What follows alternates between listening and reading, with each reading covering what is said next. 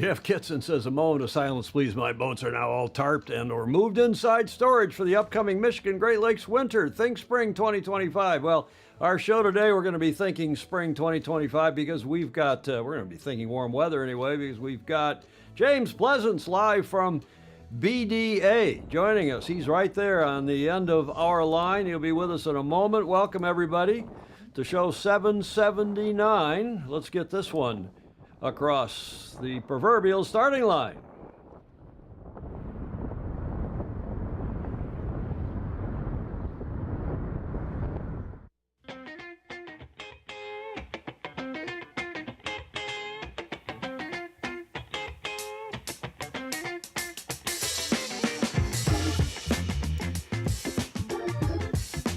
Julia, I trust you are well. I am. Julia Vadekent, the Commodore of the Beach Street Yacht Club, where we are located here. We're in Studio B, and another show, another week. We're now into November, the 1st of November, show number 779. Welcome, everybody. Hope you had a great Halloween. Julia, did you have a Halloween?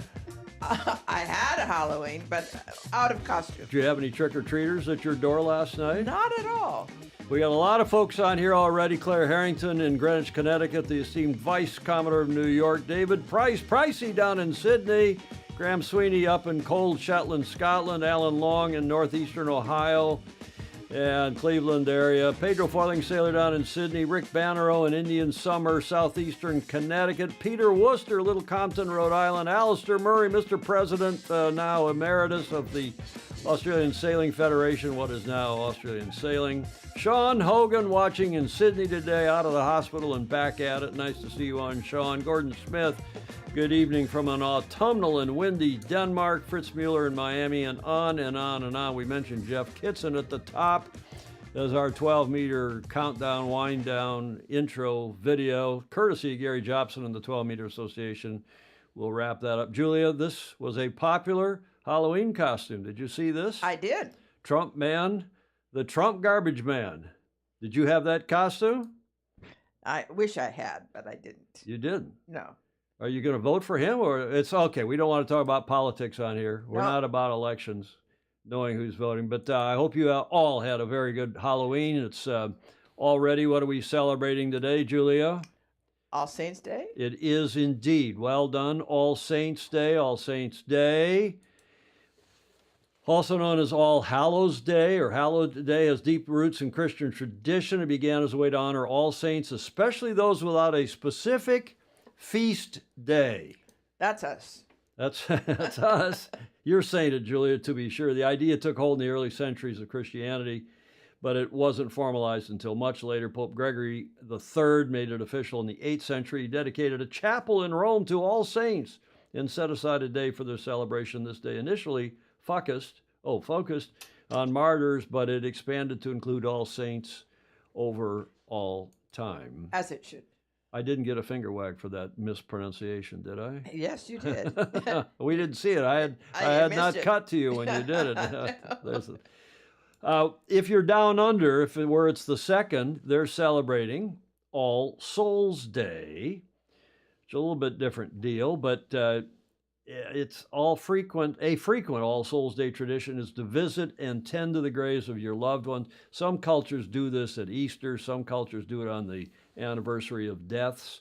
Some cultures do it today on the 2nd of November, where it is the 2nd down in Australia and New Zealand. It's a remembrance typically involves cleaning off the gravestones, laying flowers. In some faiths, it also means lighting candles, yada, yada. It's a ritual shared across many faiths and belief systems. Visiting a cemetery provides a personal space for remembering and connecting with the department. Good morning. I told you I was going to be croutonic.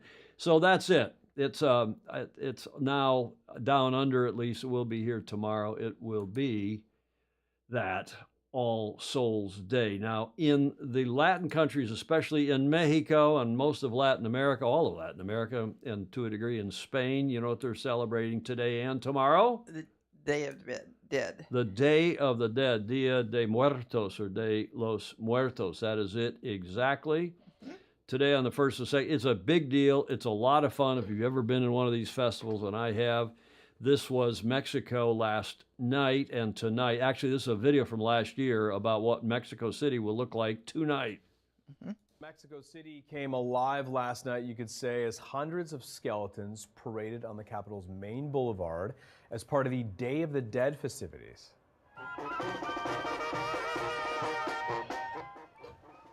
Many people got dressed up and painted as the iconic Mexican skeleton La Catrina. The parade is one of the city's many events for the Day of the Dead, a pre-Hispanic tradition in which families remember their dead and celebrate the continuity of life. The holiday is celebrated all over Latin America, including in Guatemala, Peru, Bolivia, and Ecuador. Este desfile ha crecido mucho porque se retomó el amor por las tradiciones. Se toma con mucho respeto y por eso se trata de mantener lo más apegado posible al traje tradicional que debe de ser. Hay muchos contingentes, pero uno en especial que es este, es el de Catrinas clásicas. Pues porque ya son parte de la familia, o sea, ya ahorita que se nos vaya una mascota puede significar lo mismo que se te vaya un familiar. Entonces tenemos que unirlos a esa parte de la celebración mexicana de vestir a la muerte con alegría. I think it's amazing. So many people, they make fun of that and they are so happy to celebrate the festival together. It's amazing. And it's brilliant. We are not afraid of that. We are making fun of it. We are not afraid of death. We're making fun of it, even at our advanced age, right, Julia? Right. We're making fun of it. That's why we're also celebrating Dia de los Muertos on this 1st and 2nd of November. Welcome, everybody. We're also celebrating our FOSI. All of you who contribute, give us $1 or $2 or more a month. And we've had some booze sent to us again, Julia. I think they think we are real boozers here. Oh, I have to hurry up. And our guest down in Bermuda may have had something to do with that. I heard that. But we're not going to serve it today. But maybe we'll have a maybe we'll have a little after the show. A little after the show. Thanks to everybody who supports us. Those of you who've been on the show, those of you who watch, of course, regularly, and those of you who do send us a few bucks to keep our studio intact here. Keep us on the air. Peter Taylor in New York City, Steve Atkins, Commodore Atkins. It's warm in Connecticut. It looks like it is in much of the Northeast. Clark Chapin is on in Plymouth, Michigan. Gordon Smith in Denmark says, my daughter came home with a half a kilogram of candy. I was treated to a handful by the American ambassador to Denmark. Pedro Foiling Sailor, he's coming up here next week. Oh, is he? He's going to be here in San Francisco. A sad occasion. He's had a brother-in-law pass away, but he's coming up.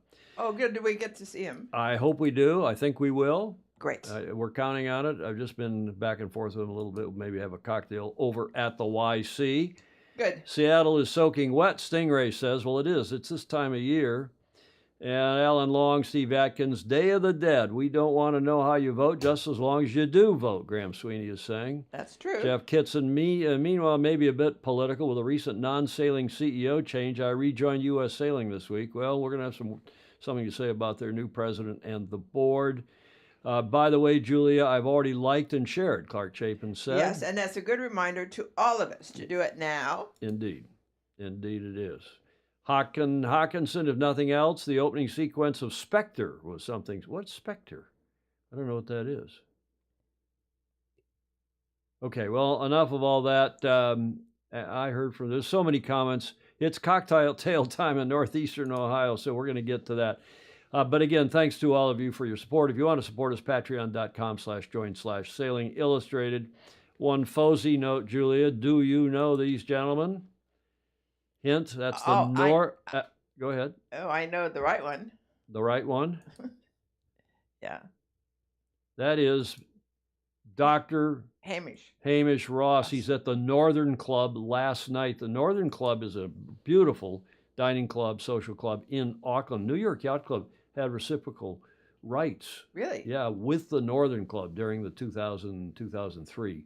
We used to go over there for nice dinners. It was really a nice I've not place. been there. And that is Hamish, who was there having a Trans-Tasman FOSI get-together last night. The gentleman on the left, the esteemed Richard Goldsmith from Australia. Hamish sent that along. Oh, great picture. That is a great picture. It looks like, I don't know if they've already had dinner or if they're just about to head in, but I think they look like they're having fun. Yes. Okay, a show note. One of my 2 favorite days of the year is coming up this weekend, at least, at least here in the States. Oh. We are going off daylight time on Sunday. The USA and Canada and much of this area here in this part of the world, Western Hemisphere, returns to standard time. And those of you know, we used to try to move the start time of the show around, but we're not going to do it. We need all the prep time in the morning, so we're staying at 1300 Pacific, which is now Pacific Standard Time. So on Tuesday, our show will still be at 1300 Pacific Time, which means 2100, not 2000, 2100 UTC. And when the dust clears, that means we're back on your regular time in London and in the Central Europe time zone. There are you're now only 3 hours behind us in Auckland, 5 hours behind us in Sydney the next morning. So that is the time change coming up this Sunday, just as a program note. And let's get to our guest of honor. He's been on this show a bunch of times. I think the last time was 6 months ago. Clark Chapin will tell us in the comments, but in Hamilton, Bermuda, a very warm welcome to our super Fozy and executive director of the World Match Racing Tour, James Pleasance. Hi, James. Morning. Well, afternoon. I think I lost track on time because when I flew out here on Sunday, the clocks went back in the UK on Sunday morning.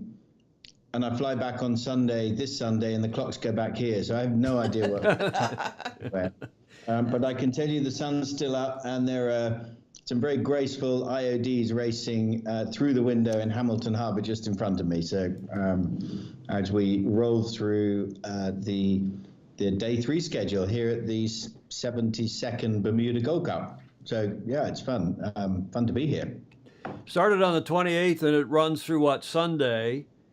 Through Sunday. Yeah. You've got men and women. We're going to get to that, but we also want to thank you for encouraging Andy Cox to send us, Julia. Yes. Since I stopped drinking a year ago, this is all for you.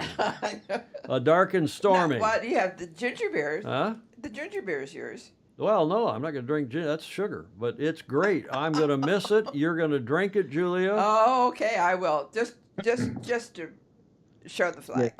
Dark and Stormy. The sponsor of the event here this week is Goslings, because we happen to be at their home ground. They very kindly hosted a welcome reception for all the competitors on Monday night, and we thought it might be a nice idea to send a few gifts to you in advance, and my team very kindly brought me one too. So, oh, good. if you don't mind, this will slowly. It's been a hot day here, so this will slowly move down the glass during this. As it should. As it should. Well, ginger beer only, of course. There's nothing else in here. And of course not. Of course not. Well, Dark and Stormy, famously good sailor's drink. I guess it was born in Bermuda. I think it was a Gauffin drink. Is it? Yeah. Is that right, James? Do you know? Oh, I had a feeling you might throw me a history question. I don't know. Is the answer. Well, you got all these people around you. You have to ask somebody near you. I'm sure the Fozy know in the comments. Somebody will know in the comments. There's one of the Gosling family who's kindly sponsoring the event this week, and I think he's right below me. I'm upstairs in the Bermuda Yacht Club, and I think they're right downstairs at the moment. So and you remember her well, yes. Well, have a big gulp of that, and then we'll get into your slides. Go for it. No, okay. I'm here.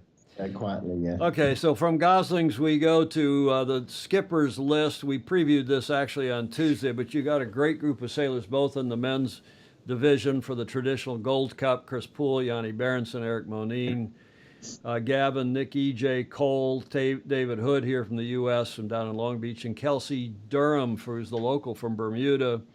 And then new this year you've got, well, in fact, by the way, tell us why Ian Williams is not there. So that's actually quite an old picture. I was talking to one of your show's friends, Andrew Pindar, the other day, and I sent him that picture, and I must have sent it to you in the meantime. Pindar sent it to me. He said, "There's some advertising. Put that on the show."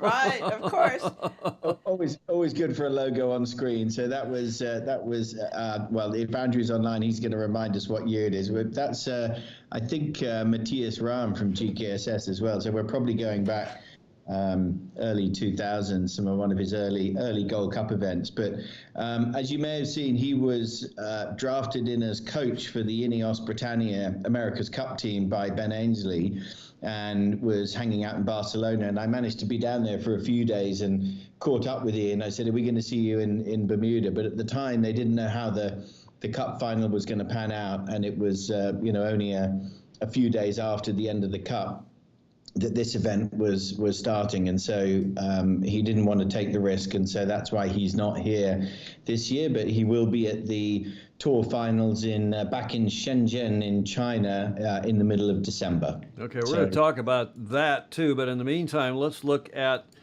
this new event sponsored by Aspen. And this is a women's match race championship on the women's tour now. And Pauline Courtois and Megan Thompson, Anna Osling, Julia Artson, Leah Vogelius. How do you say that?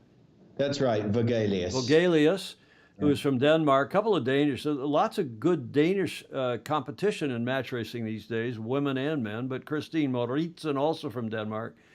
And then Juliet Costanzo, I've got on the lower third later. I've got Claire, her sister, who's on the boat, but Juliet's actually driving. And Sophie Otter, whom I don't know, from Great Britain. But tell us about this new event. Yeah, so last year at the Gold Cup, there were 16 skippers, 16 open skippers, and that included Anna Osling and Pauline as female skippers, but with mixed crew. This year, with the contribution from a new sponsor, Aspen, that are also partnering with the British offshore sailor in the Vendée Globe, Pip Hare, in a few weeks. They have very kindly contributed to creating a new all-female Aspen Bermuda Women's Match Racing Regatta. It's quite a long title here this week. And so what we did is, instead of having 16 open teams and another 12 or so women's teams, which would have been too much on the resource on the club, we split it up to have 10 open teams and 8 women's teams. But as your list in the previous slide will show, there's only 8 open teams. And the reason for that is another Danish sailor, Jeppe Borch, who was very keen to be here, had a concussion during some training in Copenhagen last week, and on doctor's orders was advised not to travel. And Matti Sepp also had an injury. Matti Sepp from Estonia also had an injury and was unable to make it. So that's why we have 8 open teams and 8 women's teams. And what we did is we extended the event by a day. So there's 6 days racing, so that we can run formats for both the open and the women. And so far it's with some light winds expected, which is totally the opposite of the 3-day storm we had here last year. It allows us to get through the program. And so for the last few days, we've had the women sailing, for example, in the morning, and then the open team, or as a lot of they're saying around here, the men's team, but it's the open crew sailing in the afternoon, and it's worked really well. And then, of course, everyone's together in the evenings at the bar, which you can imagine is quite a social affair with our good friends at Gosling. So it's worked really well, and we also did it with the folks at GKSS at Match Cup Sweden in July. So the idea of running both events together does work, and the women's event here this week is also the final of the Women's World Match Racing Tour, which we started, and you've kindly covered previously, which we started in 2022, taking over from Liz Bayliss and her previous WIM series. So on Sunday, we'll actually crown the 2024 Women's World Match Racing Tour champion for this year.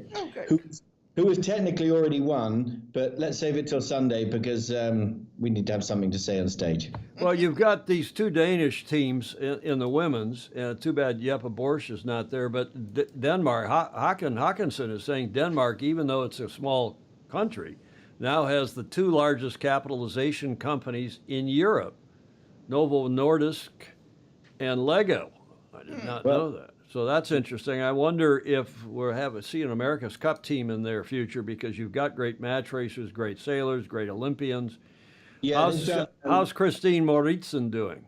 Well, they're a super keen team out of near Copenhagen, and they've done all of the women's tour events. They're a lot of fun. They've traditionally struggled against the kind of Anna Oslings and Pauline Courtois, former world champions of this world, but they've had a breakthrough this week, and we're in the semi-finals today. So they were very happy with themselves yesterday. Sadly, they got knocked out of the semis today by Pauline Courtois to go into the finals, and so they're out of the regatta today. But they've had a great fun week, and like you say, the Danish flags are flying high. We've got Joachim Aschenbrenner sailing with Chris Poole, who's well-known Danish pro sailor to a lot of the follow and listen to the show. And I think you've got a slide coming up with Leia Vogelius there. And if you look at that photograph there, the second lady on the crew is Anne-Sophie Munkhausen. She's actually the Commodore of the Royal Danish Yacht Club.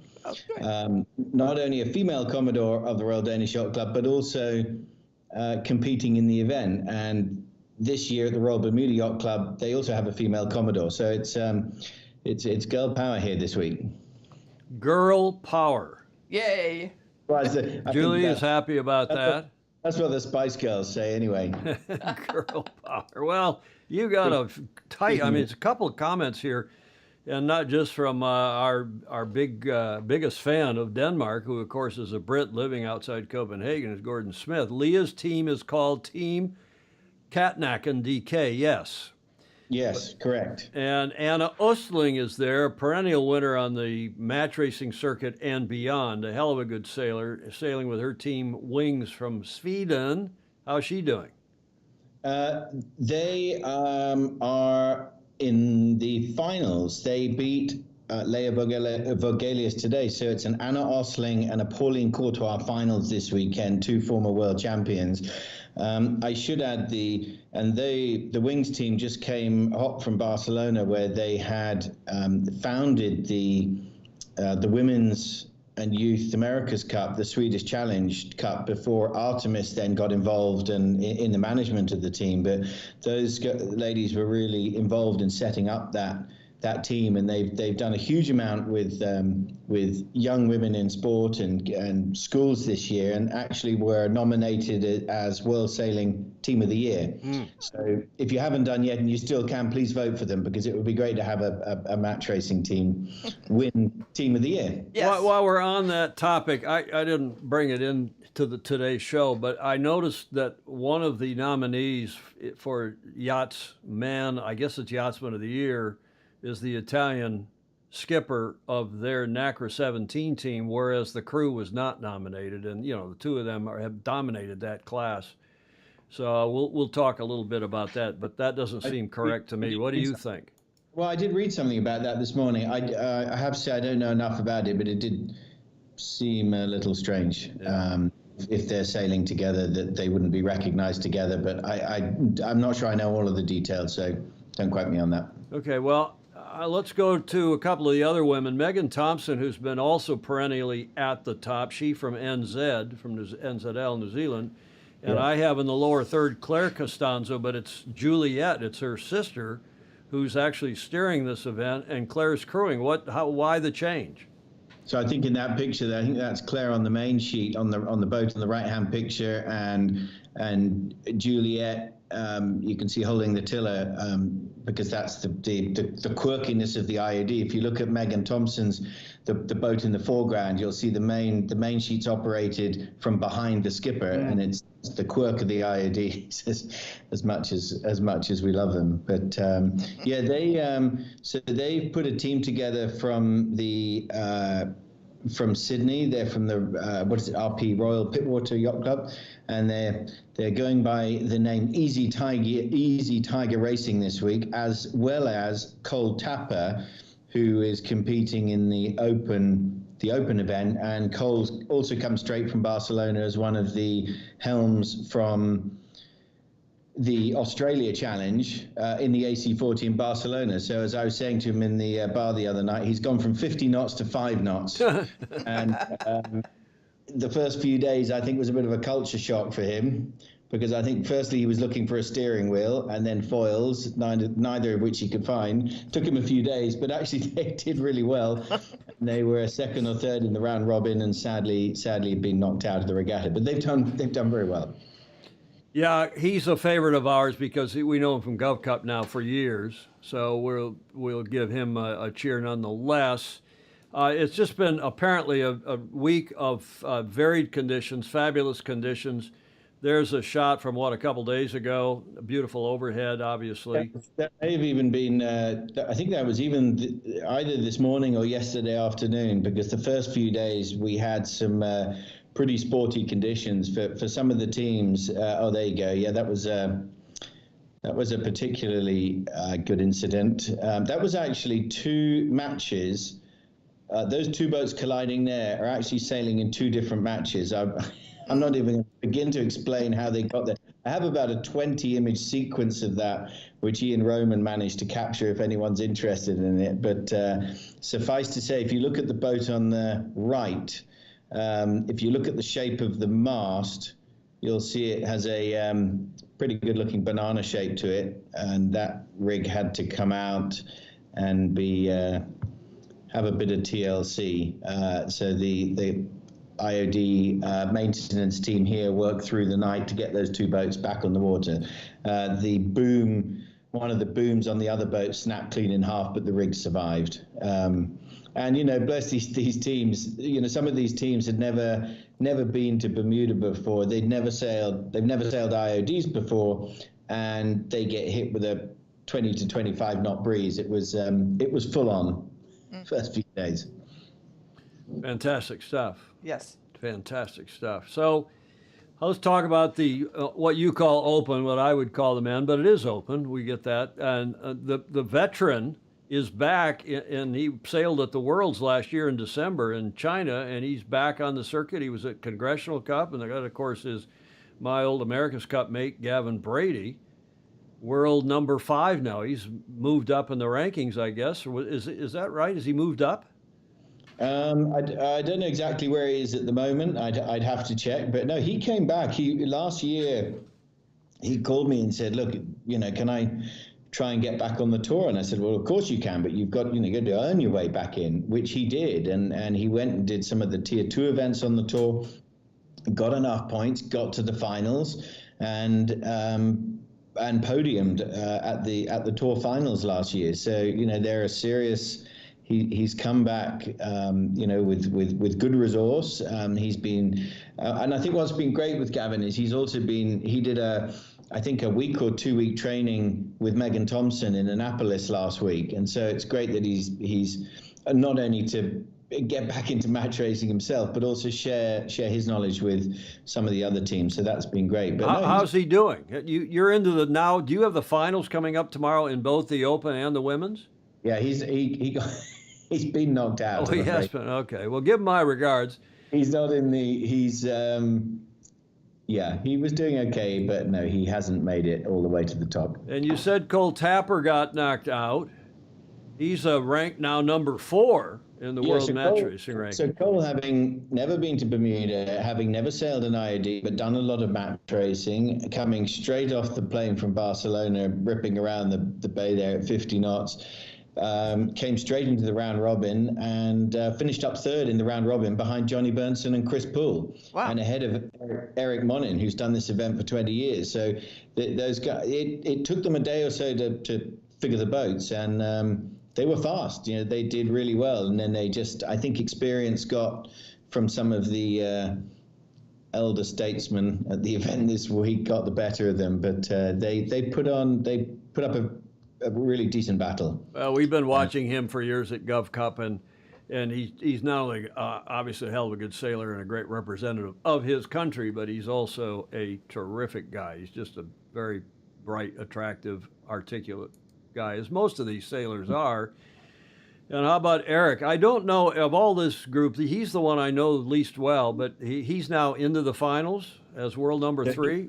Yeah, so just today, I don't know if it's a Swiss thing. You know, they sail a lot on the lakes in Switzerland, which are flatter water and lighter winds. They're very quick in the lighter conditions and the flatter waters.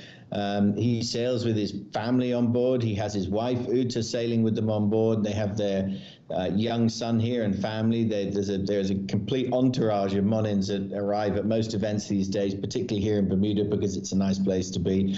And he was telling me, so he has made it through to the finals against Johnny Bernson, last year's defending champion of the event. And interestingly, they've met twice before in the finals here, or once or twice, and Eric's been coming here 20 years, and so this is the one that's really eluded him. So he is fully pumped to try and clinch the Gold Cup this weekend, as is Mr. Bernson, who is a 3-time winner, counting his win last year, and is good in these boats. You know, I mean, the sailing these heavier boats is an art in itself, and Johnny Bernson and crew have always been good at it. So I think it'll be an exciting final. But Eric today in the lighter conditions defeated Chris Poole, current leader of the rankings, 2-time winner of the Congressional Cup, and Eric took all 3 races from Chris. So has had a good day for Eric in the office, not so much for Chris. Chris, world number 1 on the ranking. So that's tough for him. Yeah, so he is now he's now out of the regatta today with a weekend in Bermuda. Bad. There's worse things to be doing, right? Than Right. a weekend in BDA. A lot of comments here. Christian Price saying hello to all of us. Well done to all in Bermuda. She misses it. I remember having you on the show either last year or the year before. I don't remember the year, James. You probably do. When the Price family were there. It was just it was just last year. It was just last year they were here, and if you remember, we came on live with you guys from the very smart model room they have here in the Royal Bermuda Yacht Club, where I was going to be today, but when I arrived at the club on Sunday, it's a building site, and they have taken all the models out, all the floor beams and the roof beams have come out, and they're doing a full refurbish. So I'm in another one of their meeting rooms. That sounds like the grill room, Julia. Oh, it does. Forever. I got to look in the grill room last night. Did you? Yeah, their soft opening in next weekend. Uh-huh. They got a lot of work to do, but they've redone the heart and soul of St. Francis Yacht Club over here a few blocks, called the grill room, and everybody's looking forward to that reopening. We'll go in there and have a dark and stormy, but thanks to Andy Cox, who's on. Hello, Andy. We at the top of the show, we saluted you and your little care package, which arrived yesterday or the day before. Did it? Yeah, it's here. That's that picture. It's out on the bar here at the Beach Street Yacht Club. Oh, you've been keeping things from me. No, and you want to know why I didn't pour you one before the show. Yes. If I poured her one before the show, James, Be much more excited. she'd be much more fluid in her presentation. I'm not doing very well here. I'm trying to be very responsible, but if you say Andy Cox is listening, he must be in the club somewhere. So Andy, I'm in the Newport room. Oh, he is. A refill in about 5 minutes would be great. Thank you very much. He says he's just off the water. Fabulous week of sailing. Spinnakers, everyone on deck, and teamwork, just like Sailing Illustrated. He's just walked in the room. You've never seen me. I've never. Come on and let's see Andy Cox. I've seen your picture on Facebook, Andy. Actually. Hello? Cheers. Cheers. I got you double. There you go. That's better. So Yeah. Well, welcome to the show. This is a pleasant surprise. Well, we're just off the water. Fabulous week of sailing so far. But one of the takeaways I had this afternoon, which was quite interesting, and we speak to all the crews all the week, but we've got Cole Tapper here. He's gone from AC40, the fastest match racing boat for the young sailors, to the slowest boats on the circuit, probably in the world, and yet he just loves them. So it's a testament to obviously what tradition does for sailing. So we're going to keep this going for everybody. As probably all three of you know, Julia certainly knows, a couple nights ago I put up a picture James, from I don't remember if it was something you sent, but it was one of the fabulous shots from earlier this week of the IODs in the harbor, close action, and there were 100+ comments almost, instantly. There's proper yachts, proper racing, proper match racing. Right. Fabulous. Just a great event. Nice. There's a couple other comments here, Andy. There's people who now know you from your coming on and the comments that you gave us during the watch parties. Mm-hmm. Julie Aarons is on, Graham Sweeney, and lots of others. Hawkinson, the IODs are simply such beautiful yachts. And then there's a lot of comments here about the old age and treachery on the race course, the veterans coming through. Yeah. So, Andy, who's going to win? Well, it's going to be difficult because tomorrow looks really light. We could be a beach day tomorrow. So Sunday is light to improving, but I think the money's on Johnny Bernstein. How many races in the finals? First to win? It should be first to 3 points. First to 3. But obviously we can change that. But it should be good. So we've got a Super Sunday, as we call it. We have the women, we have the Open Regatta, and everyone is so thrilled to have the women here as a standalone event. I can't tell you enough. It's just fabulous. What's your role in the regatta? I'm part of the regatta management team. We basically put together the pairings. We do the draws. We do draws on the water for boats. We do them here at the club. I work late at night at home finalizing the pairing sheets. We get the boats ready in the morning. We assign the spinnakers. We keep everyone happy. We work with the umpires, radios, work with people like James and his great team from the World Match Racing Tour.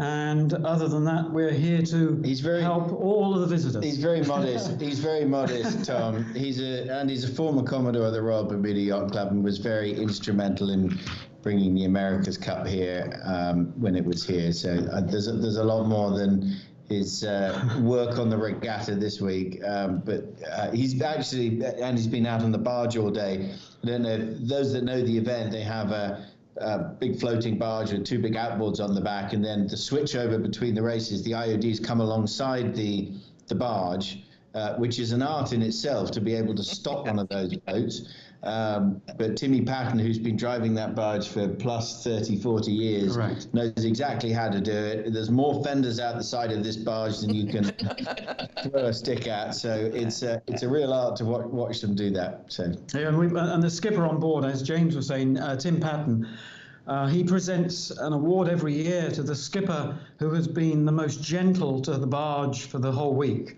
And believe it or not, some of the younger guys that have never been here have been very, very controlled, and we're kudos to them. So it's anyway, it's a lot of fun. I'm sure you know this event. It's there for the sailors, it's there for the audience on the water. And we will keep this going as long as we can. Give Tim my regards, and I remember the role you played in AC 35, I guess it was, right? Correct. It was 35 in 2017, when Golden Gate was still the defender, and it went to Bermuda because Russell and Larry wanted to go someplace where there was real money. Romantic. Yeah. Real money and a real chance of getting Europe television, Europe tourism, and I think you did all of that in spades, Andy. And by the way, we did get you guys are making us really thirsty here. During a video break, I'm going to have to go prepare a dark and stormy for Julia. Yes, indeed. But it did arrive, and that picture I showed you, James, is just in the next room, in the grill room here at the Beach Street Yacht Club on the little modest bar. And I lined up your 2 bottles of ginger beer and your bottle of Goslings. Thank you. So, last night, Goslings brought they brought one of their mixologists or cocktail guys to the club, and if we'd have been able to time it, we'd have had him on. We could have got him on here, and he could have showed everyone how to make one of these dark and stormies that I'm sure many of the viewers of the show have had. I don't think the bartenders at the St. Francis will ever forget how to do that. So. Yeah, it's a popular drink at St. Francis and at New York and yacht clubs around the world, as far as I know. Let's tell us some more here about what happened, because I know you guys have got some time pressure there to get on with things tonight. But this was a press conference from earlier. Speaking of Yanni Berendsen, you've got 4 men, 4 women, but in total, how many teams are there? 16? I explained the reason why we went from 10 to, you need to swing this, 10 to 8 open teams. We've got 16 skippers in total, 8 open, 8 women. Now, we couldn't put all 16 on the press conference stage there in the club, so we did 4 and 4, and then the next day did the other 4 and 4. So that's Johnny Berndsen, Chris Poole, Gavin Brady, Kelsey Durham, who's here from Bermuda, and then the 4 girls, 4 women, Julia Artson, Anna Osling, Megan Thompson, and that's Juliette Costanza down the side. And asking the questions here in the foreground in the pink shirt is Emily Nagel, who's also a professional sailor, well known to many, and was lived here for about 14 or 15 years now, living in Europe. And you say Yanni's through to the finals? He's through today, and we'll meet Eric Monin. So and they've met before. Eric and team are looking fast. Johnny's used to the boats, but he knows Eric's fast. So I think if the wind holds, it looks like we might have a light day tomorrow. But if we get some breeze on Sunday, I think it'll be a good one. Sadly, we're not broadcasting live here. We'll try and get some sort of Facebook video or something, but we don't have the full TV squad, I'm afraid. But we're trying to cover as much as we can on socials. We've got drones in the air, and Ian Roman on photography, and some others on videography. So we're posting some daily videos, interviews, and on the social channels. So do follow us. Well, Ian's photography has, as usual, been superb, and I appreciate your sending these photos through. Just a bit of credit to him here on screen, because they are fabulous. It's a picturesque. It's just a fabulous venue. Julia, you've been there any number of times, right? I know, and I've been there. In the Newport, Rhode Island days when we lived there, I was down there for race week and for God knows what else. A lot of different events, America's Cup meetings. Andy, before you were born, we had some America's Cup Challenger meetings there in Bermuda. I'm not that young, Tom. Oh, so. You're a lot younger than I, but we had some meetings there, and we had some nice parties at the Royal Bermuda, and we had some nice meetings at the Princess. There's Magnus the Magnificent. What a great team and great regatta in Bermuda. James is the top G. Well, thank you, Magnus, and thank you, Magnus, for sending Ian over, because Ian also did. He was there. He was head of the photography team for the America's Cup. So he's been belting around in helicopters and hydrogen boats chasing the AC-75. So he's also gone from 50 knots to 5, but he's used to this regatta. And I think he had one day at home to change his shirt and wash his clothes, and then was straight on the plane here. Ian Robertson, Ian Roman. Ian Roman, yes. Hey, So may I ask, maybe you don't want to answer this. What is the top G? Or do you would rather not answer Magnus's? No idea. No idea. That's we'll leave it. I think, Julia, I think they do know, and they don't want to say. That wisely, probably. Probably wisely. Now we have a question maybe for you, Andy, but this is from Hawken Hawkinson. IOD fleets are in San Francisco, Newport, meaning Rhode Island, Bermuda, Cowes, and where else? What's he got there, San Francisco? Oh, in Nova Scotia. Royal Nova Scotia Yacht Squadron. Oh, nice. Chester, they compete in Chester Race Week. I think there's a bunch in Maine as well. It's not my boat of choice, Tom, but it's my boat of choice for Gold Cup. So I think that's probably the best way to say it. Yeah, there's another comment here from Peter Taylor just above that. IOD should be nice given their 6-meter pedigree, 6-meter, the rating rule. Saga was apparently the model for the class. It's still on the water at Port Washington, Bainbridge Island. Interesting. There you go. Yeah, two of the boats that we have here in the fleet are still from the Norwegian originals. So we have two Norwegian boats, and the rest were all built in Bermuda. Fabulous stuff. Yep. TG, I'm told by Clayt Embley, who's another purveyor. He supplies us with bourbon, Andy. You supply us with rum, with Goslings. But Clayt Embley in Kentucky, of all places, he says Top G stands for Top Gangsta. Excellent. I'll take it. The Top Gangsta. There's a definitive fleet list that Clark Chapin has kindly provided a link to, which Clark Chapin has kindly provided a link, and Vice Commodore of the New York Yacht Club, Claire Harrington, is saying there are also IODs in Nantucket. Steve Atkins saying there's IODs at Fisher's Island in New York. And Bar Harbor, yeah, Steve Groover agrees, Fisher's Island and also up in Bar Harbor in Maine. So there's quite a group of those boats around, fabulous classic yachts that they are. Gentlemen, I've got a video about your upcoming event in Macau. James, if you want to do the setup, but before we go to that and before we lose Andy, anything else you two want to tell us, or Julia, anything you want to ask them, or anybody in the chat want to ask these two guys a question before we let them go? Fingers crossed for a bit of breeze this weekend. You have 2 days, excuse me, you have 2 days. This is a question I was thinking a moment ago. You have 2 days to get three minimum, 5 max races in? Yeah. Well, we like to take our time here, and as one of the teams who shall remain nameless said to me coming off the water this afternoon, "What are we supposed to do here for 2 days?" I said, "You're in Bermuda."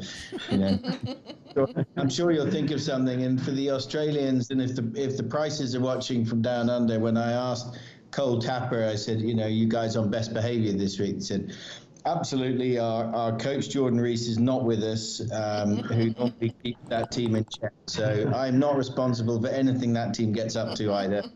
And so we'll see.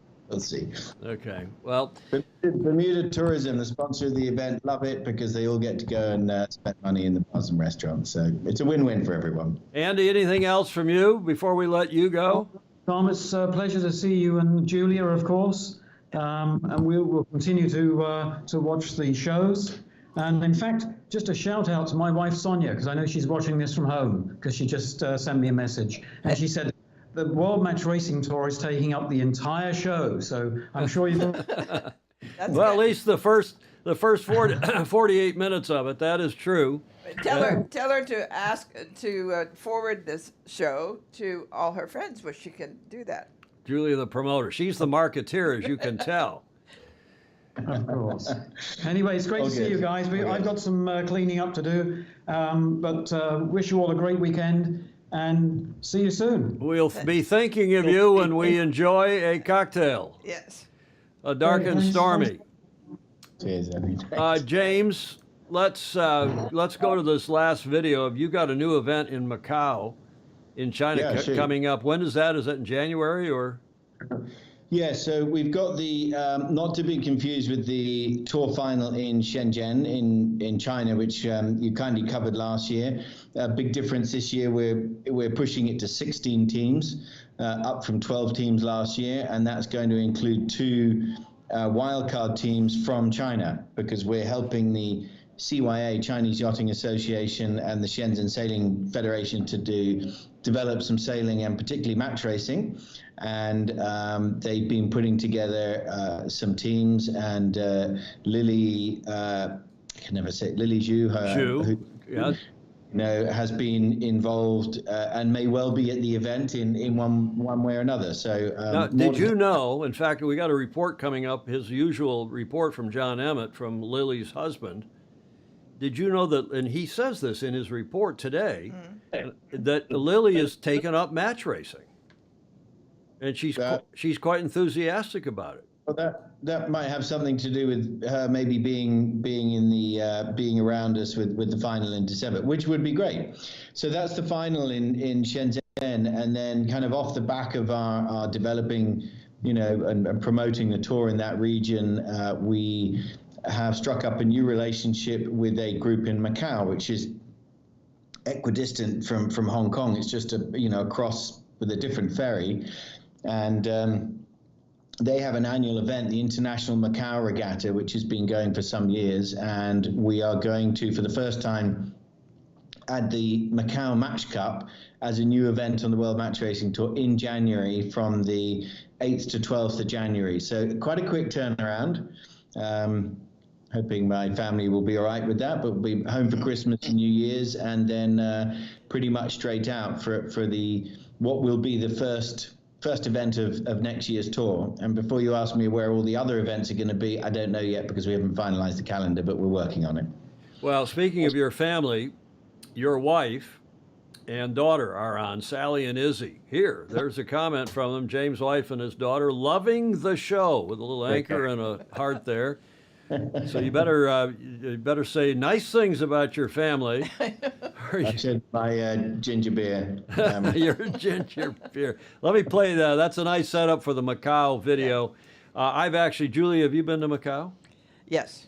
And I've been there, but not for yacht racing. Overnight. I've been there for Macau. Late in the calendar year has a big Formula 3 race. It's the kind of the Monaco of that smaller car, not F1. I think it's F3 or F300. I haven't actually been, and actually I'm going in a week or two to meet with them all. But it's obviously well known as the kind of Vegas of Asia, and I don't think they like to be promoted as that. But off the record, I think their gambling revenues there are something like 10 times Vegas in a year. So it's huge. It is huge, and I'll tell you what, it's F3. Ted Ryman in the comments is telling me it's still an F3 race, and after the F1 season was all done. When I was in F1 back in the turn of the century for 6 years, we'd then have to go out to Macau to go to this F3 race, and it was kind of the season wrap-up, and it was a lot of fun. You fly into Hong Kong and then take the hydrofoil ferry across. Yeah. The Macau Match Cup and the International Regatta is also sponsored by MGM Casinos, which is one of the huge casino groups, and the event will be sailed right in front of the MGM Casino in Macau. Okay, well, let me play this video, and then we'll come back and wrap it up for you.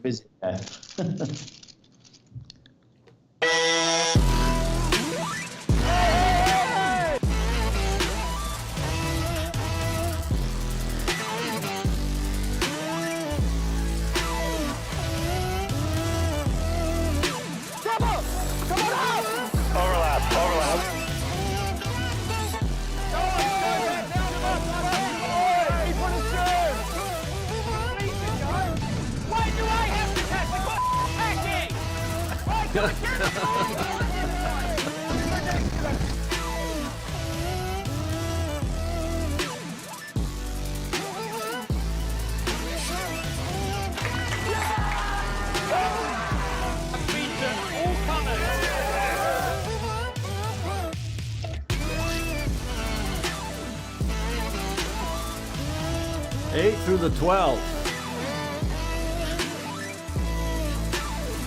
Okay, well, Julie, you can give that a finger wag if you want. There was a little bit of salty language there. James, anything else? Well, there shouldn't have been salty language. Yeah, that was good. Good. Bjorn Hansen from he's always good at raising his voice. No, so that's so we've got a busy run, and that'll kick us off in January, and then we will be back for. I don't think we'll have anything in February and March at the moment, but we will be back at the Congressional Cup in Long Beach Yacht Club, which is actually the 60th anniversary of the event next year. And it's also the 25th anniversary of the World Match Racing Tour. So the incoming Commodore of Long Beach Yacht Club, Lisa Meyer, and I have been concocting an idea to have some sort of joint party of some sort. So big event for Long Beach and the Congressional Cup next year. So you guys must come down. Well, we'll see what we can do. Lisa was on earlier. I saw Commodore Meyer on here. I met her before Gulf Cup and so on, but she was on. Is she in Bermuda, by the way? She's not. No, she was in Barcelona and was hoping to come here on the way home, but it's it's a lot of travel. So, and I think she went straight home. Okay, well, give us our regards to her, and we shall look forward to seeing you somewhere sometime soon. Do send us some video for next Tuesday's show from the wrap-up there tomorrow and Sunday. You've got your final. Again, remind us, who are the finals in both the Open and in the Women? So in the Open, we got Johnny Berntsson from Sweden v Eric Monin from Switzerland. I think, the finals will be on Sunday. And in the women's, Denmark v Sweden. Have I got that right? No, sorry. I'm sorry. Sweden v France. Anna Osling and Team Wings from Sweden against Pauline Courtois from France. Okay, so the veterans are back at it. Julia? I was thinking what great success that you've had in getting the match race set up. I'm very proud of you and exciting to see. Well, thank you. That it means a lot, and I'm a big, I think there's a sailing for everyone these days, and I think the match racing, even what the America's Cup's doing is super cool. I'm a big fan of it, and at the end of the day, it's still a match racing event, and as the likes of, I know Ben Ainsley will tell you, even to get your sort of core skills in match racing.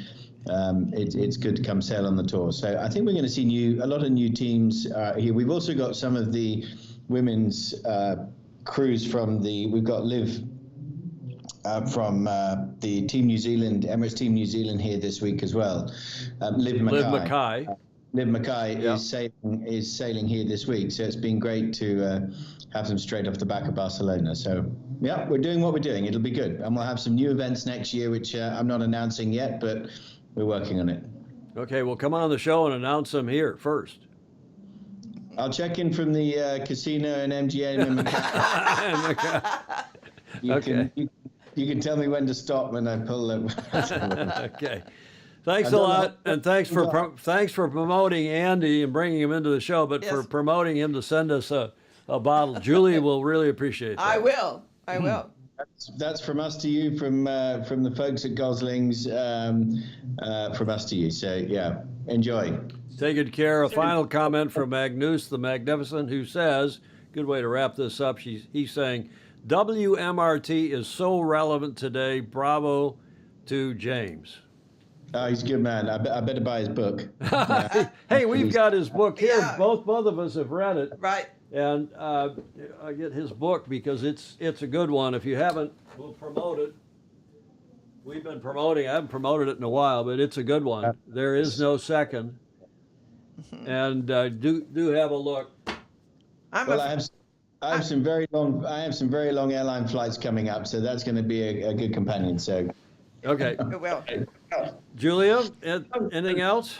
No, I was just about to say I love his style of writing. Magnus. You're Magnus, yeah. You know what, James? Julia has a thing for Brits and Aussies and Kiwis. Okay, well. Well, maybe Magnus wants to join me at the casino in Macau as well, and then we'll. Okay. and invite us, but Take good care.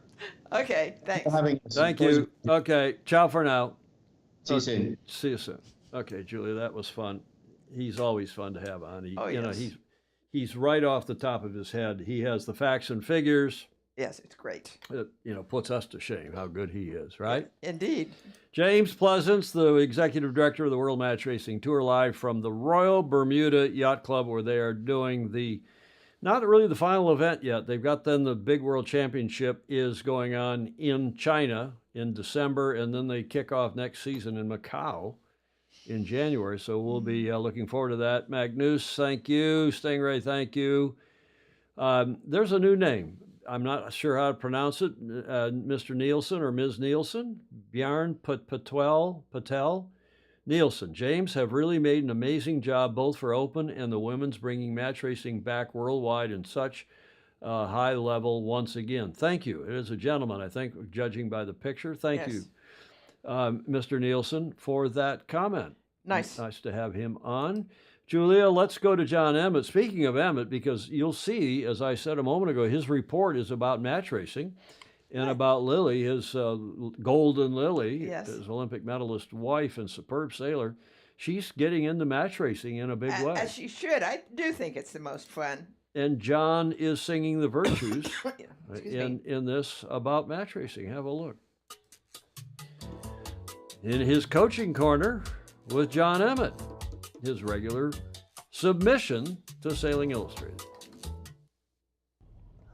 Hi Tom, Julia and all the Fozy. Welcome to John Emmett's Coaching Corner, and I'm here on the Rodwell Trail in Weymouth. Castle Cove there, slightly in the background, and you probably can't see, but the harbour is looking very empty. So from the end of October, all the keel boats come off their swinging moorings and are put away for storage and a bit of boat bimbling over the winter, which is why the boat park is about half full of yachts, half full of dinghies, as we go into what is the last sailing series of the year. So yeah, if it's not the end, it's at least the beginning of the end of the domestic season down here in Weymouth. It's still half-term week, so I can see quite a few. Well, my eyesight isn't good enough to tell whether they're 49ers or FXs from here, but it's quite a few skiffs out in the harbour making the most of that flat water conditions as the next lot of potentially Olympic sailors come through. And it's very interesting, you know, it's like a container ship. It takes so long to get to that highest level of performance, at least 2 cycles. And this is a longer cycle than before. I was talking to Elliot, who went to the Japan Olympic Games, so he had a 5-year Olympic cycle, whereas Mickey Beckett had a 3-year Olympic cycle. And I think hopefully from now on we're back to normal and that 4 years. But it's not all about Olympic sailing, and that's why sailing's so fantastic. I keep on saying it. There's so many different aspects. So my thoughts today, possibly a lot to do with what my lovely wife is doing. Lily has been getting involved with match racing.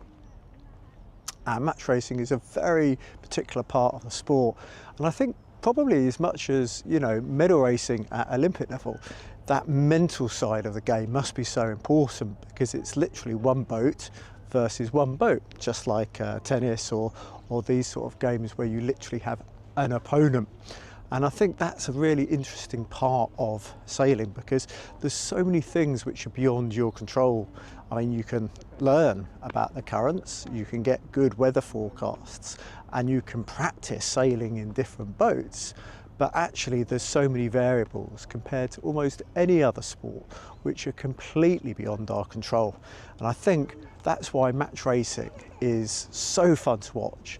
And I think probably I do like the benefit of the slow keel boats, where it's actually physically close. I think that makes it really exciting as well. So yeah, that's my thoughts for today's Coaching Corner, and I'm going to watch with great interest, hopefully, to learn a little bit more about the match racing. And if anyone's got some good match racing tales, why not stick them in the comments. See you later on the show. Well, I think Ed Worley has got He's got a lot of tales, he having been involved in the America's Cup, particularly that 86-87 match with the Newport Harbor Yacht Club. And he is saying match racing is like playing chess on the water. Gordon Smith saying, wonderful, John Emmett. There was a pithy, shall I say, pithy comment up there. Did birds poop on the dead cat? What is that about? You know what the dead cat is? The microphone. The dead cat is see the chest, the microphone? Yeah. And that is, let me get my camera 4 has moved a bit here, but I'll go back to that and show you the dead cat up close, I think. We'll see if we're going to get the dead cat. I always have a up look out close. for that, yeah. We go to camera 4 here, and that is the dead cat right down here at the bottom. And it looks like it's just, I think it's just, who knows what that is, whitish stuff on it. But that's a dead cat in audio parlance, Julia. Yes. And that was another one of his. And there's James is in the comments. Thanks for having us on the show. Daily pictures and videos on WMRT channels, finals on Sunday. Yes, indeed. Oh, good. And Ted Ryman, thanks, John. Love your reports. Julia, if now that James is on watching, we should back on watching. Great Coach's Corner, John. Got to sign off now, off to a volunteer appreciation reception at Bayview Yacht Club in Detroit, in Detroit. Hawkinson agreeing with John. I understand the attraction of match racing. However, team racing is more interesting, at least as a participant. Maybe. So we shall see about all that. But Julia, Sir? do you see what has made its way here? I did. During that video break, I went out and got the Goslings. Mm-hmm. And no extra charge for that. I opened the ginger beer. Yes. I opened the ginger beer out in the bar here at the Beach Street Yacht Club because I didn't know if it was going to explode. And I didn't want it to explode here and all over Studio C. No. I'm pouring this for you. I hope I get the proportions right. What, 50-50? No, stop. 50-50? No. Why not? Well, I'm driving. 50-50, Julia. You're No. We'll put you in the elevator and take you back upstairs after the show. Look at that beautiful bottle. It is a beautiful bottle. Fabulous. Black Seal. Gosling's Black Seal and a Gosling's ginger beer that I've already opened. Mm-hmm. Because, again, I didn't want it to spray all over Studio B here. One of our insulated glasses. Mm-hmm. Oh, good. I'll let you stir it with your finger. It probably is not polite of me to stir it with my finger. I'd pour some in my coffee, but I think that's an insult to Goslings, isn't it?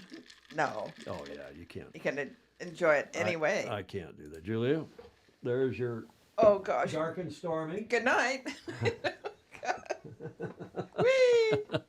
50-50. Dan Jaspers, who's on his way, he had a comment earlier. He says, 50-50. How else would you take your He said all the way. How else would you take? Yeah, you read the comment. Drink it how you like it. Clay Embley is saying he's an expert at bourbon. I served some of his bourbon last night to a friend who really enjoyed it. And maybe he's going to switch from vodka or from tequila to Clay Embley's bourbon. Mm. And I think Dan Jaspers is on his way to the World Sailing AGM in Singapore. I think I saw a comment from him up above. Okay, Julia, we're waiting. Oops. We're waiting. Don't get it on your headset microphone Cheers. there. No dead cat here. You have to get Julia home before midnight. I take her upstairs about an hour after the show. How is that? Oh, here, let me have a taste of that. Oh, yes. Just because I'm not drinking doesn't mean I'm not drinking. I mean, I can have a sip, can't I? Yes, indeed. It's been a long time since I had it. Oh, it's that good, Julia. It is. It is. Don't spill it on your computer. Okay, Tom, be responsible. I will be, Graham. I promise. 1/3 dark and 2/3 stormy. Okay, John Emmett, that's his report. Thanks, John, very much. John Emmett Sailing, get to the front of the fleet. That's his Coaching Corner report for the day. Ooh, does that taste good? I'm hooked. No, I've long since been hooked. I learned to drink Mount Gay rum. Yes. Mount Gay OJ, I lived out for a can't. while. That's blasphemous. You can't do that. I know, but I did. You can't do that. At New York Yacht Club, Claire's on here, and she will think she'll remind me that this is the tradition. First time I was served Mount Gay at the bar at New York Yacht Club, and I think it's the first time I'd had it. I can't remember for sure, but this was 40 years ago. And I thought I was going to have Mount Gay and Diet Coke, or Mount Gay and Coke, or Mount Gay and OJ. No way. And I was told by the late, great Harmon Hawkins, who was a stalwart of the New York Yacht Club, was a president of U.S., what was then YRU, and he said, my boy, you pour a little bit of Mount Gay. You can do it neat if you want. If you really must, pour a little bit of water on top of it. You can have a cube or two, but don't put anything else. It's liquid gold. Yes. So I took it neat. I took a splash of water on the top. Mm-hmm. It was good. This, though, you could drink this all day. This is just fabulous. But I switched and lots of it. Mount Gay and soda early on. Mount Gay and soda. Mm-hmm. You can't put anything in it, Julie. It's a sacrilege. Oh, well, because I drink it all at the same rate. I have to. Fog machine, Mount Gay and tonic, or Mount Gay OJ, splash of tonic, squeeze of lime. Okay, that was a gander, not a sip. We don't drink at the New York Yacht Club. Claire Harrington is saying. Okay, this is the drinking show of the Sailing Habit. We'll get back from Drinking Illustrated to Sailing Illustrated and give you an update on the IQ Foil Junior Youth Junior worlds that are going on in Europe. We told you about this on Tuesday in Rapita, Spain. Mm-hmm. Huge event. 375 athletes representing 35 nations. A big deal, a big event. And if you're wondering where that is, I put this map in. It's in Palma. It's in Mallorca, around the corner from Palma. I've never been. I don't remember having, other than flying into Palma and going to Palma and that little bay next door, which you do some racing. But that's it. Looks and it's good. a beautiful marina. Yeah. And here is their day 4, which is yesterday, their report from yesterday.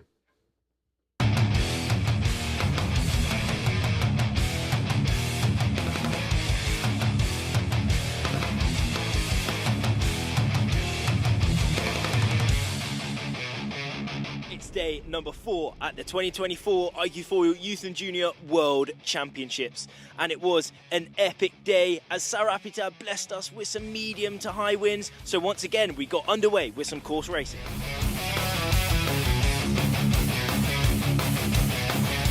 In the under-19 woman, it was Maja Gisler from Norway starting her push towards that first place, and thanks to winning 3 races, she has got incredibly close to under-19 women event leader Darcy Shaw.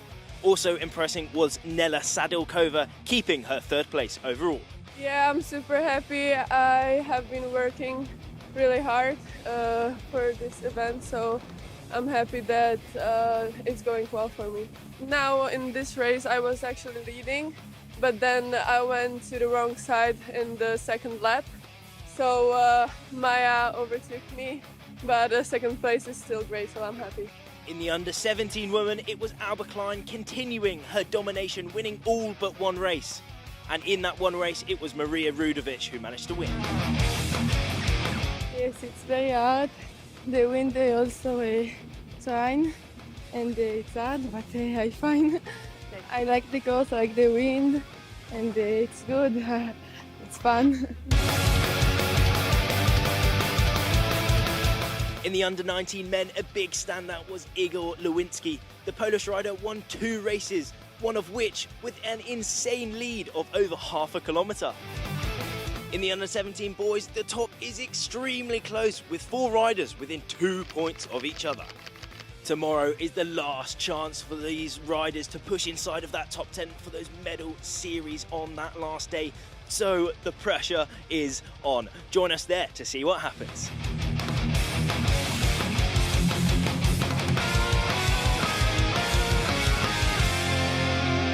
Do any of you know this kid, Rafferty Reed? He's fabulous. Mm-hmm. Yes. Huh? Yes. We got to get him on the show.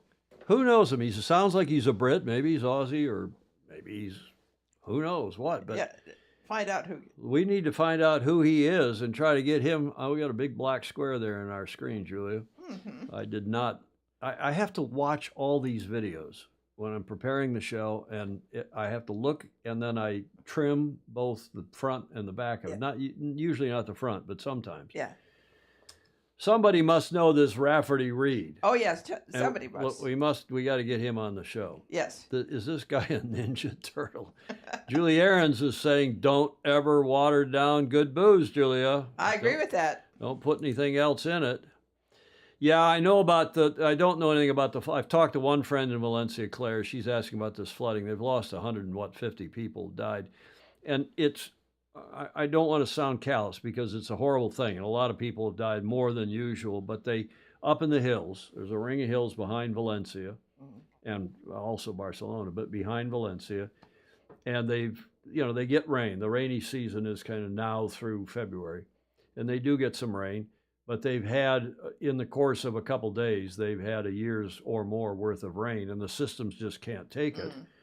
And it's flooded people's garages. People were trying to escape in their cars and got flooded and drowned in their cars. It is tragic. It's horrible.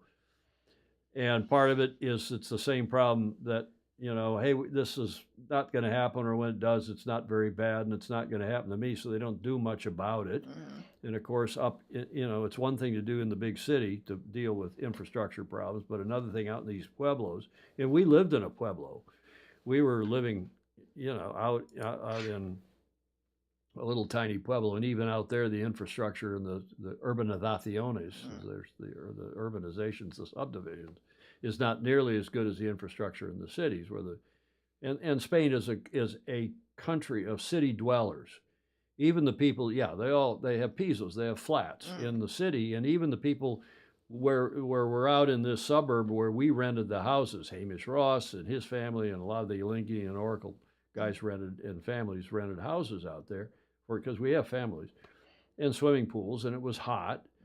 And the good schools are out there too, the good private schools. So our kids went to those schools. But even out there, the infrastructure was not nearly as good as in town. It doesn't get well taken care of. So it's a tragedy. I'm babbling on here. They had a year's worth of rain in 8 hours. I'm not quite sure it was that much, Steve. I've seen press story. I read the BBC. I've read some of the Spanish language stuff. But it's also, yes, Graham Sweeney is right here when he says Valencia's had a drought, baking the topsoil to clay, one rainstorm, and it all came down the hills and into the towns up at the foot of the hills and ringing the hills. So not a good look. But it's the same problem here, Julia, that we don't deal with the underbrush. Oh, we're never going to have a fire. If we do, it'll be up there. It'll be them. And you got to go in there and you got to deal with the detritus. You got to deal with the infrastructure. You got to deal with the possibility that you could have a once in a blue moon storm that wreaks havoc. Never mind that nobody wants you to cut a tree. Well, that's another issue here in California particularly. But yeah, it's a sad thing. Why do we get on about all that? Let's get on about this day in history. We got an interesting one today. At least I thought it was interesting. Julia, what happened on this day in November 1st in 1922? And it's maritime related. Yay. Here's your first clue. Any idea? Here's your second clue. Any of the Fozy know? The Queen of what? Well done. Queen of what? Hawkinson. It didn't help that an entire day rain came. Yeah, they did have a lot of rain in a short period of time. The first deaf Dane. No. You know why that? Because they're talking about Denmark producing a lot of hearing aids. That's been running in the comments. Well, it isn't Peggy the monkey. Come on, Gordon. It's not. Yeah, Rafferty is. There's Dolly DeVola. He is British. This is that commentator, Rafferty Reed. Britannia launched? No. Ottawa? No. Okay, come on. Ascension to the throne of whom? Say again. Paul Revere's daughter? No. Oh, come on, you guys. Come on, Gordon Smith. Doesn't look like Queen Elizabeth. I thought, and of course, it's not Denmark. It's the Netherlands. This is Queen Wilhelmina, who lived from 1880 to 1962.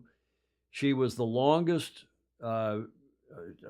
reigning, I guess is the right word, monarch, other than Queen Elizabeth and Queen Victoria. She reigned from 1890 to 1890 rather, thank you, till 1948. Wow. And she's a bit of a deal. Wilhelmina Helena Pauline Maria was Queen of the Netherlands from 1890 until her abdication in 1948. She was having bad health and she abdicated to her daughter. She reigned for nearly 58 years, making her the longest reigning monarch in Dutch history, as well as the longest reigning female monarch outside of the UK. Her reign saw World War I, the Dutch economic crisis of 1933, and World War II. But wait, there's more. She had a keen understanding of business affairs. She used her personal wealth. I think this is true of all Dutch, of just being very bright with business. I mean, New York, New Amsterdam. She used her personal wealth inherited from her family to make several investments in the U.S., which eventually made her the world's richest woman and first female billionaire in today's dollars. During the 20s and 30s, the Netherlands began to emerge as an industrial power with the help of the Queen's funds. She was that rich. Engineers reclaimed vast amounts of land that had been underwater by building the Zuiderzee Works the largest hydraulic engineering project undertaken by the Netherlands. Of course, the Zuiderzee, which is now called the IJsselmeer. This was all during the 20th century. Its main purposes were to improve flood protection and create additional land for agriculture. It also tamed the sea, and it made that great sailing area called the IJsselmeer, which continues to be one of the reasons the Dutch are so good at sailing. They have this huge lake right in the middle of the country. Now, what did she do on this day in history? Why is this a famous day? Do you need more hints? Anybody have this yet? Her dad got suckered into buying her a horse. A small boy putting his finger in the dike was controversial, however. She had a big maritime bent, too, if that's the right word. Mm. Do you recognize this place? Come on, I've been there. We had I didn't go there to tour the exhibits, but we had a cocktail party there for some event sometime when I was in Amsterdam. I can't remember when or what it was all about. But that is the famously cool Hep Scheepvaart Museum, the National Maritime Museum of the Netherlands. And there's that replica of the big yacht Amsterdam there in the upper left. It's the Maritime. Jonathan Frank, he probably's flown to Amsterdam, AMS, Schiphol Airport any number of times. He's probably on his Max Verstappen's house, Ted Ryman wants to know. No, it's this really cool. If you get the chance to go there, I commend it to you. It's widely regarded as one of, if not the best maritime museums in the world, at a beautiful location in Amsterdam. You'll find this Het Scheepvaart Museum. Here you can discover everything about 5 centuries of maritime history and how strongly this is connected to the society of today and the future. The National Museum is in a world city, and the museum shows how Dutch history is connected to the water. Well, they were the original stars. Håkan Håkansson saying it was my intent to marry my son to her. There were a couple of obstacles in the sense that none of us had been born. So I guarantee you this place is cool. And here is a quick video in case you'd like to go.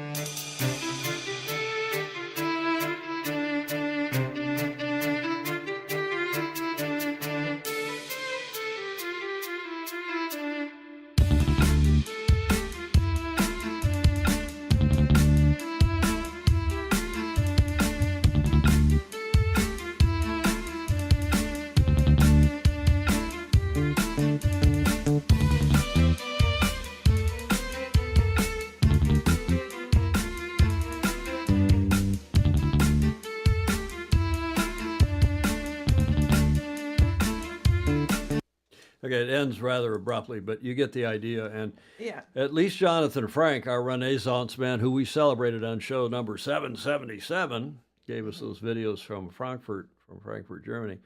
Is Tom drinking rum during this video interlude? What do you think? No, I'm not. I quit drinking a year ago, so I don't drink other than to have a sip. That was good, Julia. It was good. That really tasted good. It gets better.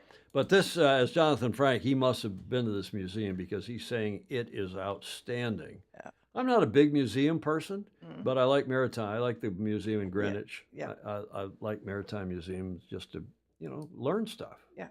Learn stuff. So what happened on this day in history in 1922? Well, this queen we told you about, the long-serving Wilhelmina, long reigning, she opened the Dutch Historical Maritime Museum in Amsterdam. She was a big proponent.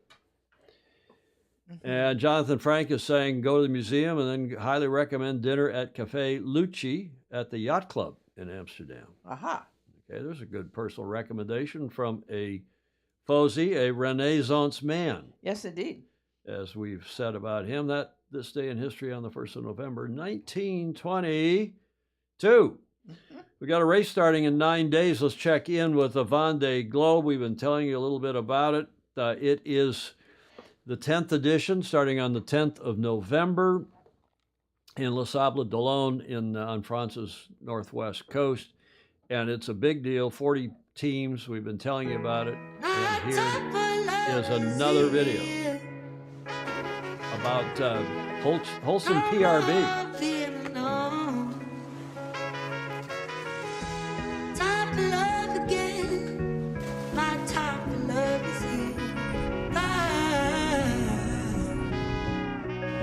So here we are in the technical area of the Vendée Globe village. What's really impressive there is that there is so many people.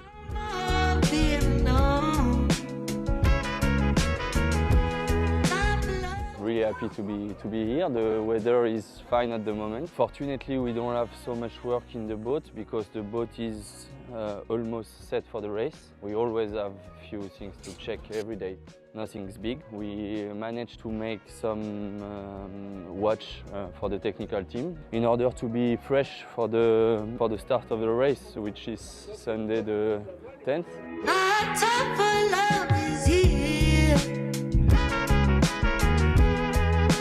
It's gonna be an emotional day. Almost 4 years of work for most of the team, and start of the Vendée Globe is kind of accomplishment. We're gonna say goodbye to Nico and have a good one for at least 70, 80 days. We'll see. Look, online, I get ready.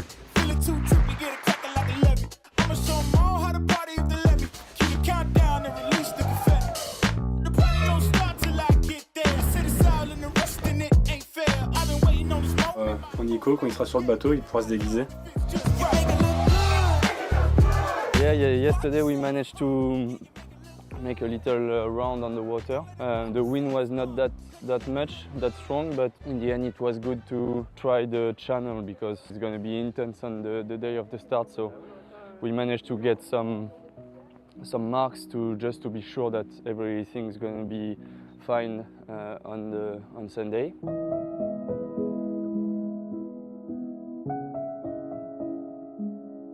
Vendée Globe is a competition for sure, but it's also a big adventure. I'm really impressed by the mental Nico has. He's calm, relaxed, preparing the race like it's a normal race, you know, like an inshore race.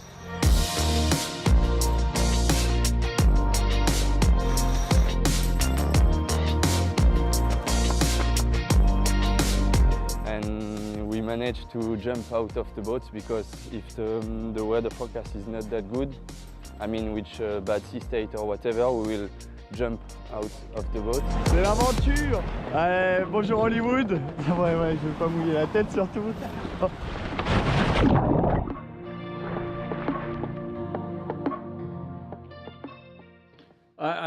The Wholesome PRB is one of the top teams, and you know there's another video I did not cut off at the end, but I didn't trim at the end. It's as Lance Burke said, Falk Machine said, this will be a fabulous race, all serious entries, no romantic adventures. Well, there are some. I think there's got to be a bit of a romantic adventure in everybody. To do it at all. I mean, the record is what, 72 days and change to get around the world nonstop and alone on these boats that you're worrying about running into something every minute of the night and day. You sleep with your feet forward, as everybody does on ocean-going boats if you're smart, and everybody does. I would prefer if the greatest offshore racers could speak English. Well, that was pretty good, Sting, right? I mean, I got to give them credit. I don't know if you like the music, Ed Worley, but I like the video. Bravo, Zulu. Here's another video that I think is, Julia, is also a really cool video. Very brief, and it just gives you an idea of what's going on there in Les Sables d'Olonne leading up to this race, which starts next Sunday. Have a look.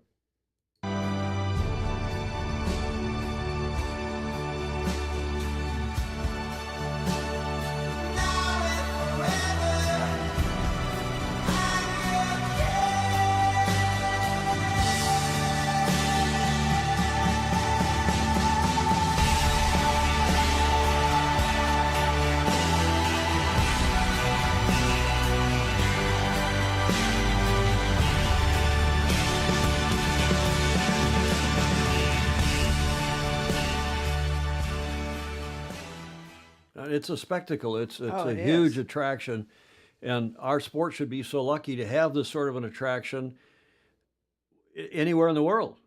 And the French, you can see why the French are so good at our sport, and particularly at offshore racing, because it's a big effing deal. Yep. Right? Absolutely. Cool stuff. Okay, so this race starts next Sunday, and the record is 74 days, 3 hours, and 35 minutes and some seconds there. But this is the 10th edition of this race, starting on November 10th and going around Antarctica. I love this graphic. Yeah, I do too. I love this graphic. Okay, so that's that. I have one slide on the America's Cup, Julia. Mm-hmm. One slide. Man. You want to see it? Yeah, of course. The America's Cup. You know where that is? This is the AC38 Cup date. It's back where it belongs. Uh-huh. That is a picture courtesy of Peter Selwyn in Auckland. Our Fozy Peter Selwyn sent that, and he's celebrating that the cup is back at the RNZ, as Ed Worley says. Yes, indeed. That's terrific. Nice to have it back. Nice to have the photo. Nice to have our Fozy Peter Selwyn and all the rest of you who contribute to these shows.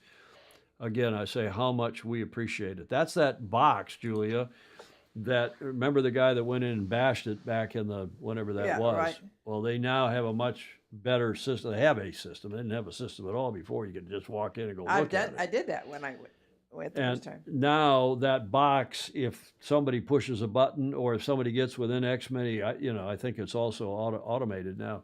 And that box comes right down over the cup and secures it.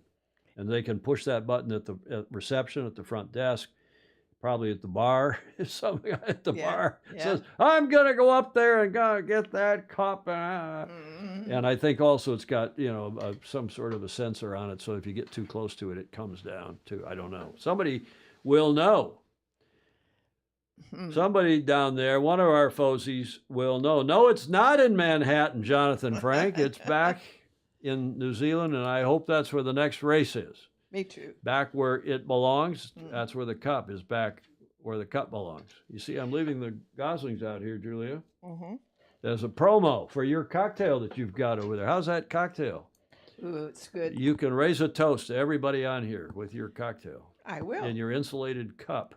I know. Huh? Yes. Hey, I bought 6 of those. They are really good for iced coffee. Yes, but I prefer. And they're cheap. Well, I prefer crystal. Well, okay. Next time I'll provide you with crystal, for God's sakes. I'll bring my own. I ran out there during the video to get you a cocktail, and you're not appreciative. Oh, I am. I am. I just don't want to drink it all at once. Kim Castro is trying to get in touch with Christopher Gillingham, calling Christopher Gillingham. Yeah, actually, it belongs in cows. Hawkinson is saying about the cup. Well, it's nice to have it back in the RNZ, and let's see what they do with the event. Okay, it gets us to the last leg, and I have something a little out of the ordinary for the last leg. Talk about crutonicism. It starts out looking like these kids are having fun, and then it goes downhill from there, and this is how stupid some power boaters are. I don't call this our beloved sport, but we need power boaters to help run our sport, but not this kind of a power boater. Have a look.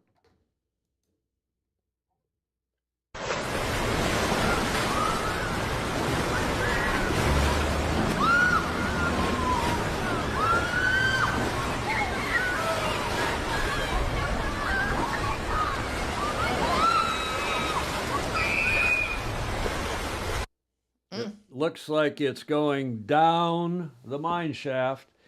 I don't know where the rest of the video is, but I'm not sure I want to see it. I hope everybody, including and especially those kids in the bow, got out safe and sound, but they looked like they were having fun. It looked like whoever the crouton was driving the boat did not know what he was doing. Absolutely.